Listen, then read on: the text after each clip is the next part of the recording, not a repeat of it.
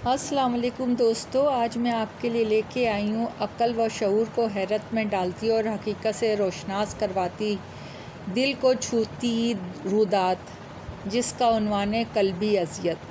शंकर इस वक्त अपनी ज़मीनों पे काम कर रहा था जब इसे दूर से ही एक तंग सी पगडंडी पे एक नौजवान अपनी तरफ आता दिखाई दिया। इतनी तपती धूप में वो पहम तेज़ तेज़ कदम उठाता इसी की सिमत लपक रहा था।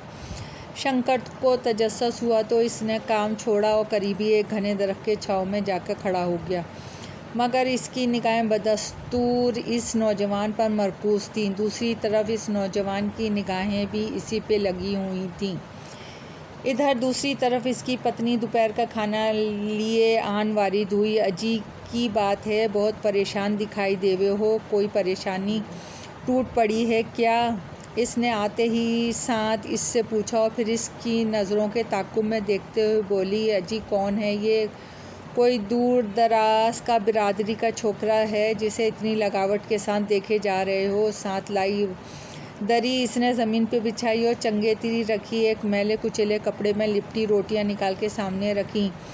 सालन एक छोटे से बर्तन में रखा हुआ था, वो भी इसने रखा और बरजमान हो गई। मगर जब शंकर बरजमान ना हुआ और इसकी बात का कोई जवाब ना दिया तो वो उससे से फनकार उठी। अजी ऐसा भी कौन सा ख़ास है ये लौंडा कि मेरी बात का जवाब तक देने की तौफीक नहीं हो रही? अब के शंकर ने इसकी सिमत गर्दन घुमाई और उसे देखते हुए कहा, देखती नहीं कोई राहगीर है, मगर जो भी है मेरी तरफ ही आ रहा है। यहाँ कोई आबादी वाबादी तो है नहीं और अपने गांव से गुज़र के सीधा इसी तरफ आ रहा है। मतलब ये हुआ कि इसे मुझसे ही कोई काम है। उनकी इतनी बातों के दरमियान वो नौजवान उनके करीब पहुंच चुका था। तीखे नैन नकुश का मालिक वो नौजवान चंदा के सांवले रंग का था। शायद क्लीन शेव हुआ करता था, मगर अब थोड़ी थोड़ी दाढ़ी मूँछों के बाल बाहर झांक रहे थे।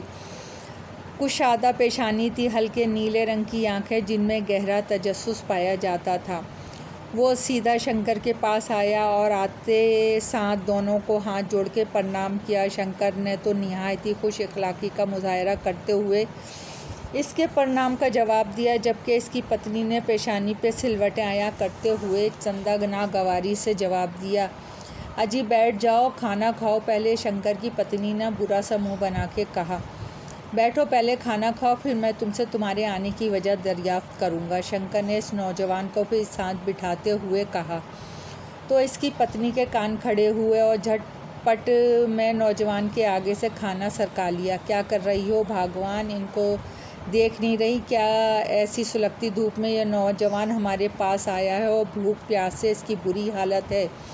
शंकर ने खजालत महसूस करते हुए निहायत ही हिकारत से पत्नी को देखते हुए कहा, मुझे इससे कोई सरोकार नहीं है कि ये कहाँ से आया और क्यों आया है। मैंने बस तुम्हारे लिए खाना पकाया है। मुझे से इस गर्मी में बार बार तुम्हारे लिए खाना नहीं बनाया जाता। ये खाना बस तुम्हारे लिए है, तुम ही खाओ। पत्नी की इस बदतमीज़ी पे इसे बहुत गुस्सा भी आया और शर्मसारी भी हुई। इसने एक बार फिर नौजवान की तरफ देखा, खाना रखा, मगर इसकी पत्नी ने फ़ौरन उठा लिया। देखा, आप लोग फ़िक्र ना करें, मैं यहाँ खाने के लिए नहीं आया, बस एक ज़रूरी काम था इसलिए आया हूँ। बल आखिर नौजवान ने अहमद हयात मकीन को कैफियत को भांपते हुए ख़ुद ही कहा, बताओ मेरे बच्चे, तुम कैसे आए हो? शंकर ने निहायत ही उल्फत भरे लहजे में इससे पूछा। नौजवान ने दिल ही दिल में इसके इस अंदाज़े गुफ्तगू को बहुत सराहा।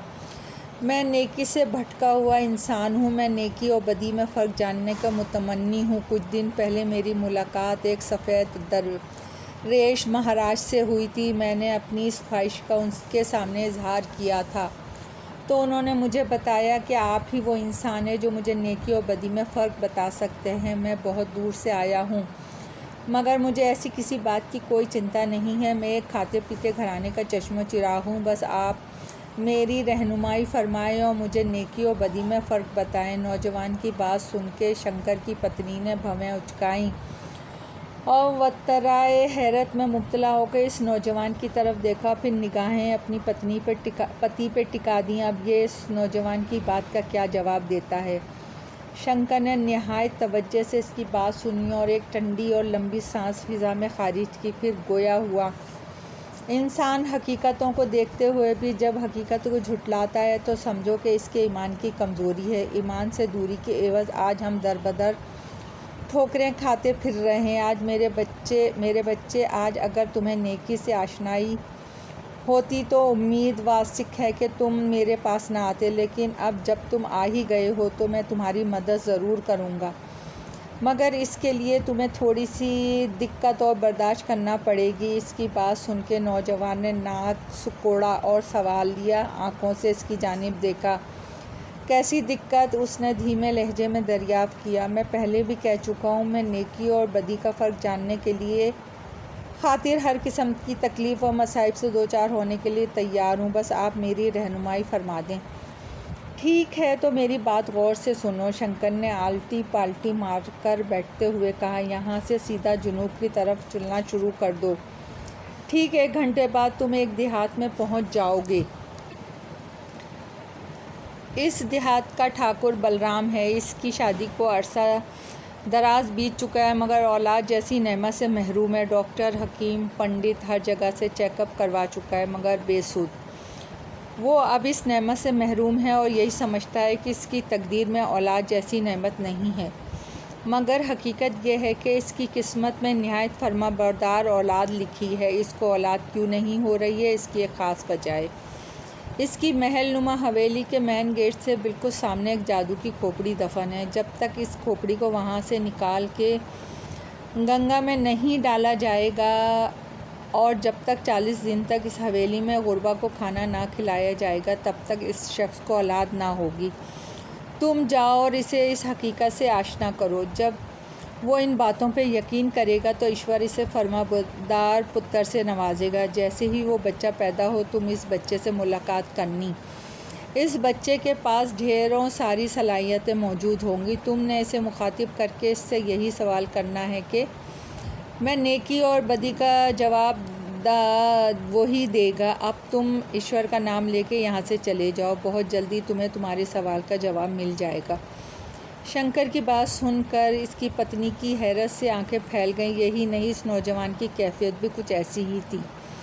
दोनों फटी फटी आंखों से इसकी तरह बातें सुन रहे थे। नौजवान ने मज़ीद कुछ कहे सुने बिना एक बार फिर खड़ा होकर निहायती अदब व एहतराम से प्रणाम किया और चलता बना। इसके वहाँ से जाते साथ ही हैरत के समंदर में गोताज़न इसकी पत्नी ने इसे मुखातिब किया। अजी, एक बात तो बताओ, इन सब बातों का तुमको कैसे पता? तुम जानते हो अगर तुम्हारी बातों में झूठ का अंसर हुआ तो इस बेचारे की तो ठाकुर बलराम जान ही ले लेगा। जानते नहीं कितना जालिम किस्म का इंसान है वो। इसने एक नज़र लंबे लंबे डग भरते इस नौजवान को देखते हुए कहा। तुम छोड़ो इन बातों को, ऐसी बातें तुम्हारी अकल में आने वाली नहीं। मैंने कोई झूठ का मुजाहिरा नहीं किया है। ईश्वर जानता है मैंने जो कुछ भी कहा है वो सच है और ईश्वर कभी भी मुझे इसकी नज़रों में गिरने नहीं देगा। शंकर ने नवाला तोड़कर मुंह में डालते हुए कहा। मगर तुम्हें कैसे मालूम ये सब? इसकी पत्नी की हैरत में अभी तक कोई कमी वाक़ई नहीं हुई थी। वो अभी तक अपने सवालों पे डटी हुई थी। तुम इस बात को छोड़ो, ये बताओ तुमने इस नौजवान से ऐसा रवैया क्यों अपनाया? क्या तुम्हें मालूम नहीं है कि मेहमान ईश्वर का भेजा हुआ होता है? शंकर एक बार फिर नफ़रत भरे अंदाज में पत्नी को देखते हुए बोला। अजी, मेरी बात सुन लो, मुझसे नहीं होती ये मेहमान नवाजियाँ। इतनी गर्मी में अपने लिए खाना पकाना जान जोखों में डालना होता है। दूसरों के लिए कैसे पकाऊं? एक बार ख़ुद पकाओ ना अपने इन मेहमानों के लिए, तो होश ठिकाने आ जाएं। सारी मेहमान नवाजी निकल जाएगी।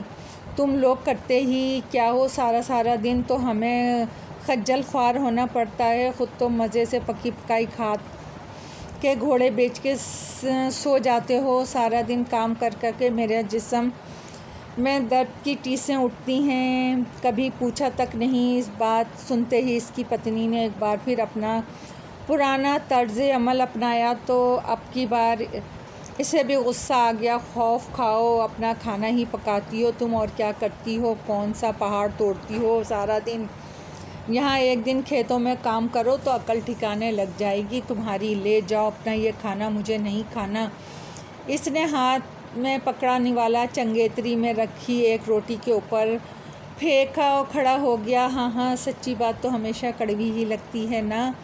खाओ ना खाओ, भाड़ में जाओ। ऊंची ऊंची आवाज़ ओल फोल बकती पत्नी की बातें सुनकर इसकी आंखों में नामालूद हो गई थी। वो बेदिली से चलता हुआ इसके खेत की तरफ चल पड़ा जिसमें वो नौजवान के आने से कबल काम कर रहा था। नौजवान ने रास्ते में कहीं रुकना मुनासिब ना समझा और इसकी स्पीड इतनी तेज़ थी कि घंटे के बजाय वो 40-45 मिनटों में इस देहात में पहुंच गया। एक देहाती से पूछने पर इसे ठाकुर बलराम की हवेली का पता मिल गया। पूरे गांव के अंदर इसकी हवेली वाकई काबिले दीद थी। जैसे ही वो हवेली के सदर दरवाजे पे पहुंचा, एक देहाती अंदर से दौड़ता हुआ इसकी तरफ आया। सदर दरवाजे के साथ वाला छोटा दरवाज़ा खुला हुआ था। इसमें से देहाती ने इसे आते हुए देख लिया था। Blue jeans of white shirt वाला शहरी बाबू लगता था, इसलिए फ़ौरन दौड़ता हुआ इसके पास आया।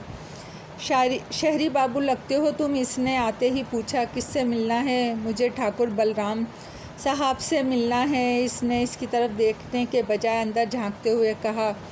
मगर किस सिलसिले में? देहाती ने एक और सवाल दागा। मैं उन्हें ही अपनी आमद की वजह बता सकता हूँ, इसने एक बार फिर इसकी आंखों में आंखें डाल के कहा। तो वो देहाती थोड़ा हिचकिचाया। फिर भी कुछ पता तो चले। देहाती मुतवातिर अपनी बात पे कायम था। क्या तुम मेरा पैगाम ठाकुर साहब तक पहुंचा सकते हो? मुझे एक निहायती ज़रूरी काम के सिलसिले में उनसे मुलाकात करनी है। जवाब में देहाती ने कुछ कहने के बजाय इसे वहीं इंतज़ार करने का कहकर खुद अंदर चला गया। जल्दी इसकी वापसी हुई। आइए तशरीफ़ लाएं, इसने अंदर से ही उनके सामने होते हुए कहा। जवाबन नौजवान अंदर दाखिल हो गया। वो बहुत मोहतात से कदम रख रहा था। देहाती ने इस बात को बहुत करीब से नोट किया। नौजवान यूँ फूंक फूंक के कदम उठा रहा था गोया नीचे बम दबाया गया हो, जिस पे पाँव धरते ही इसके परख्ते उड़ जाएंगे। देहाती ने एक बार फिर इसकी तरफ सवालिया नज़रों से देखा, मगर मुंह से कुछ ना बोला। शायद वो इस नौजवान से चंदा सहम गया था। उम्मन देखने में आया है कि देहाती लोग शहरी लोगों से बात करते हुए बहुत हिचकिचाते हैं। अक्सर तो शहरी लोगों के सामने बात कर ही नहीं सकते। यही वजह है कि देहाती लोग शहरी ज़िंदगी में ख़ुद को ठीक से एडजस्ट नहीं कर पाते। उनकी इसी हिचकिचाहट की वजह से इनकी पो पर भी खरबूजे को देखकर खरबूजे वाला रंग चढ़ता है। जी, इस सामने वाले कमरे में जा ठाकुर साहब आपका इंतज़ार कर रहे हैं। इस नौजवान ने अब की बार निहायती शाइस्ता और मध्यम लहजे में कहा। इसके अंदाज़ में नौजवान ज़ेरे लब मुस्कुराया, अंदर दाखिल हो गया। अंदर का मंजर देख के इसे हैरत हुई। यह सिटिंग रूम था जिसे निहायती कीमती सामान से मुज़य्यन किया गया था। ठाकुर शायद बलराम को शहरी तौर तरीक़ों से आगाही थी। इस नौजवान ने हैरत से चार सिम एक नज़र दौड़ा। इसकी निगाहें सामने सोफ़े पे निहायती शान और शौकत से बरजमान ठाकुर से टकराएं, जिसकी निगाहें इसी पे मरकूज़ थीं। नौजवान ने आगे बढ़ के इससे मुसाफा किया। ठाकुर ने ज़ेरे लब मुस्कुरा के इसके प्रणाम का जवाब दिया, लेकिन इस नौजवान ने देखा ये मुस्कुराहट ऐसी थी जैसे होठों ने कर्ब के अंदाज में करवट बदली हो। गुफ्तशुनी से कबल ही एक दोशीज़ा खूबरू एक जग में दूध में कोई ठंडा शरबत डाले आन वारिद हुई। गर्मी की शिद्दत ने नौजवान को थका के रख दिया था। भूख व प्यास से इसका बुरा हाल था। वो एक साथ 3 गिलास शरबत के हलक में उंडेल गया। ठाकुर बलराम बदस्तूर इसे देख रहा था। मीठे और ठंडे शरबत का पेट में जाना था कि कुछ जान में जान आई। इसने तारीफ़ी नज़रों से ठाकुर की तरफ देखा। वो दोशीज़ा बर्तन उठा के वहाँ से चलती बनी। ठाकुर ने इसकी तरफ सवालिया नज़रों से देखा, मगर मुंह से बोला कुछ नहीं। नौजवान ने गहरी निगाह ठाकुर पे डाली। कुशादा छाती, निहायती खूबरू नैन नक्श का वो मालिक था। इसकी बड़ी बड़ी मूँछें इसके चेहरे पे रोब व दबदबा और जलाल में मज़ीद इज़ाफ़ा कर रही थी। इसने छोटी छोटी दाढ़ी रखी हुई थी। दाढ़ी, मूँछें, भवें और सर के बालों में सफ़ेदी की झलक वाज़े दिखाई दे रही थी। मैं यहाँ एक निहायत ही अहम काम से आया हूँ ठाकुर साहब, इसने थूक निकलते हुए अब की बार ठाकुर को मुखातिब करते हुए कहा। शायद आपको मेरी बात सुन के तजस्सुस हो, मगर ये हकीकत है। मैं आप पर अया करने आया हूँ। तुम खुल के बात करो, जो भी कहना चाहते हो। ठाकुर ने बाईं टांग उठा के दाईं टांग पे धरी। कर इसने जंबिश देते हुए कहा, मैं आपको बताना चाहता हूँ कि आपके यहाँ जल्द ही एक लड़का पैदा होगा जिसे ढेर सारी सलाहियतें मिलेंगी। इससे कब्ल के नौजवान मज़ीद कुछ बोलता ठाकुर का चेहरा गुस्से से लाल पीला हो गया। इसने खा जाने वाली नज़रों से नौजवान को देखा। अगर मज़ीद कुछ कहा तो तिक्का बोटी एक कर दूंगा। अब मज़ीद कहे सुने बगैर यहाँ से चलते बनो, ठाकुर बलराम ने तकरीबन गरजते हुए कहा। एक बार तो इसकी बात सुनकर इस नौजवान के पैरों तले ज़मीन निकल गई, मगर जल्दी इसने अपने हवास पे काबू पा लिया। अगर मेरी किसी भी बात के अंदर झूठ हो तो फ़ौरन इसे भी बेशतर मेरा गला काट कर देना, मगर एक बार आप मेरी बात सुन लेंगे तो क्या हर्ज होगा। नौजवान ने सवालिया आँखों से इसकी तरफ देखते हुए कहा। तुम जानते हो तुम क्या कह रहे हो? ठाकुर बलराम ने इसकी तरफ गुस्से से देखते हुए कहा, अगर तुम्हारी किसी बात में झूठ का अंसर हुआ तो मैं हकीकत में फ़ौरन तुम्हारा सर कटवा दूंगा। माफ़ी की कोई गुंजाइश ना होगी तुम्हारे लिए, मुझे सब कबूल है। नौजवान ने हामी भरते हुए कहा, ठीक है बोलो। अब की बार ठाकुर का माथा ठनका इसे तदरुक हुआ तो इसने अब की बार चंदा नर्म लहजे में कहा, आपके मेन दरवाज़े के सामने एक खोपड़ी दफन है जो अरसा दराज कबल किसी तरह ज़मीन के नीचे किसी दुश्मन ने दफन की था। इसे पहले आप बाहर निकाल लें, बाकी बात मैं आपको बाद में बताऊंगा। नौजवान की बात सुनकर ठाकुर ने भवें उचकाई और ना जाने क्यों इसे अब की बार नौजवान की बातों में सच्चाई दिखाई दी तो वो फ़ौरन अपनी जगह से खड़ा हो गया और कमरे से बाहर निकला तो नौजवान भी इसके साथ बाहर निकला। बाहर निकलने की देर थी कि कुछ देहाती जो इसके शायद मुलाजिम थे दौड़कर इसके सामने आन खड़े हुए। फ़ौरन खुदा उठा ला और ठाकुर ने इनकी तरफ देखे बिना दरवाज़े की तरफ चलते हुए कहा। उन्होंने जवाबन कुछ नहीं कहा, लेकिन उनकी पेशानियों पर बहुत से सवाल उभरे थे। ठाकुर के हुक्म के मुताबिक उसके मुलाजिम खुदालें लेकर आ गए। खुदाई शुरू हो गई। अब के बाद नौजवान को धचका लगा कि अगर यहाँ कोई खोपड़ी ना निकली तो ठाकुर फ़ौरन इसका सर कटवा देगा। ऐसे पुरहैबत इंसान से माफ़ी की तौफीक रखना ही बेवकूफ़ी थी। नौजवान का दिल ज़ोर ज़ोर से धक धक कर रहा था। ठाकुर की आंखें मुतवातिर इसे पे जमी हुई थीं। कभी कभी वो तेज़ी से खुदाल चलाते अपने मुलाजमों को ताहिराना नज़र से देख लेता, जबकि नौजवान की निगाहें मुतवातिर खुदाई जाने वाली जगह पे लगी हुई थी। इसने एक बार फिर ठाकुर की तरफ देखा। इसकी हालत तो काटो तो बदन में लहू ना हो वाली हो चली थी। तभी ठाकुर को एक मुलाजिम तकरीबन चिल्लाते हुए बोला, ठाकुर साहब ये देखें यहाँ पर एक खोपड़ी है। अचानक ठाकुर ने बेयकीनी की कैफियत से दो चार होकर इस मुलाजिम के हाथ में खोपड़ी को देखा। नौजवान की सांस में सांस आई। इसने नहायती तकब्बुराना अंदाज में ठाकुर की तरफ देखा। ठाकुर दिल की अथाह गहराइयों से इसका गर्विदा हो गया था। इसे आज इसकी बात सच मालूम होने लगी थी। वो बहुत जल्दी एक हसीन और जमील चांद से बेटे का बाप बनने वाला था। जो ख्वाब बरसों से वह देखता चला आ रहा था, जिसको हकीकत में बदलने के लिए इसने बहुत पर तोले थे, मगर नाकामी ने इसका मुंह चिढ़ाया था। आज उसे वो ख्वाब हकीकत का रूप धारता नज़र आ रहा था। दोस्तों, कहानी अभी जारी है। पसंद आए तो लाइक और सब्सक्राइब कीजिएगा। आपकी दुआओं की तलबगार।